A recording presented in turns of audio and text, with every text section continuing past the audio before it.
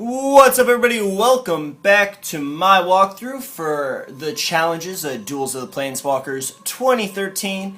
Today we're going to be taking on a quite similar challenge to the one we took on yesterday. We're still in Say Your Praetors, and this time we're going to be taking on the Blue Praetor.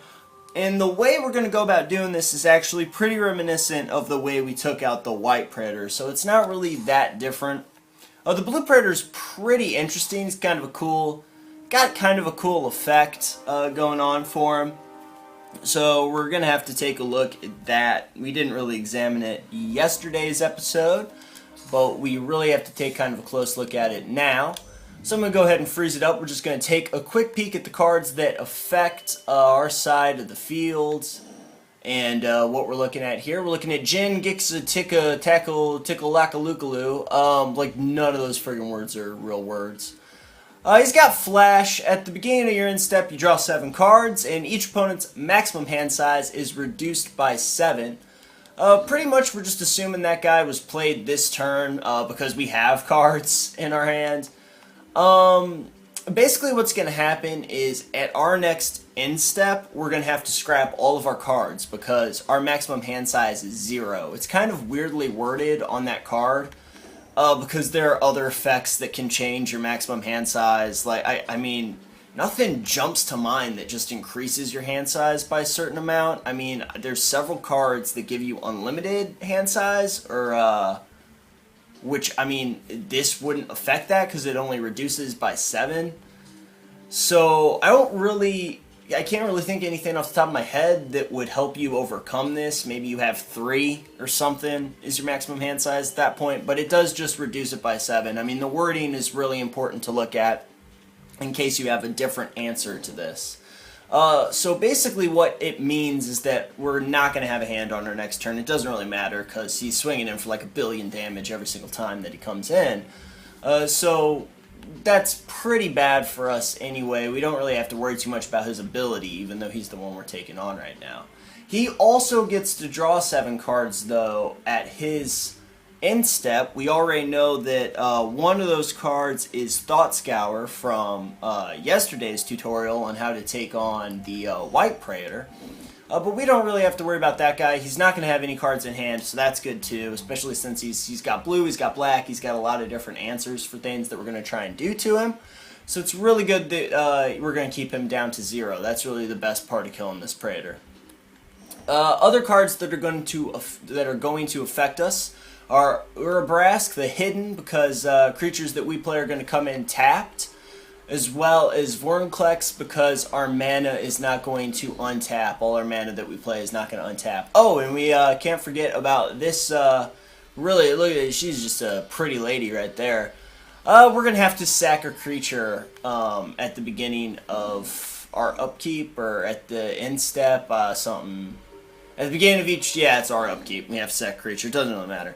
Spaneslayer Angel's not really making it out of this alive. Let's go ahead and take a quick look at our hand too, just refresher.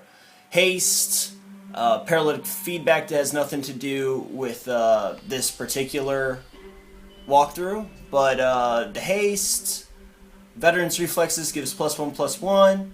As always, Giant Growth and Brute Force, which are essentially the same card, are always powerful in our hand. And the other cards that we really have to look at this time are Avatar of Might and Avatar of Hope, because we're going to have to make a little bit of decision here in a second as to what we want to do, how we want to handle this next attack step that we're going to be getting into. So let's go ahead and move on. He's going to swing in for lethal damage, I believe. We just let this hit. Yeah, it's oh god, yeah, it's a ton. We're going to go ahead and let him swing in there for a second. We're going to declare blockers. We're taking on the blue one because this is pretty much our only removal for getting rid of these guys. And this time we're going to take a look at what we're going to do next, because to take out this particular Praetor, we only need to be at 6 attacks. So we can play either one of these cards at this point and we'll be absolutely fine taking out this guy. So what we have to think about is not just that, we have to think about our next step, what we're going to do after that to help us defeat this challenge. So we're going to be looking at these two cards, mostly this card, because if we were to play Giant Growth instead of Brute Force, we would be unable to play Avatar of Might.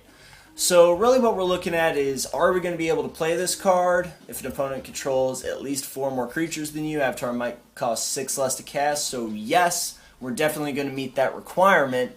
So just looking at our hand right now, it seems foolish to throw down Giant Growth. We don't know what we're going to draw yet, but it seems foolish to throw down Giant Growth and just kind of burn an 8/8 with Trample that we can give haste and all sorts of crazy tricks. It seems kind of foolish to just throw down Giant Growth when we still have the 1 red open to cast pretty much any of these spells if something happens. So it just seems like that is the best thing to do. Here we go, we draw a card. We're going to draw Niveus Wisps, which is actually perfect for this scenario. Couldn't have worked out better. Target creature becomes white until end of turn. Tap that creature. It's pretty obvious what we're going to do. At this point, we're going to drop this guy for the 2 mana cost. And here's where it becomes not unlike our last adventure. We're going to go ahead and give him haste, which we did last time. And we're also going to give him +1/+1 and untap him. But with our last mana, we're going to go ahead and tap down this guy with Vigilance, because that is going to allow us... We're going to draw another Baneslayer Angel, which there's nothing wrong with that. That's going to allow us to swing in for 7 damage. It's a little hard one to try and just talk about. It's pretty easy is the thing, so it's kind of hard to show strategies for.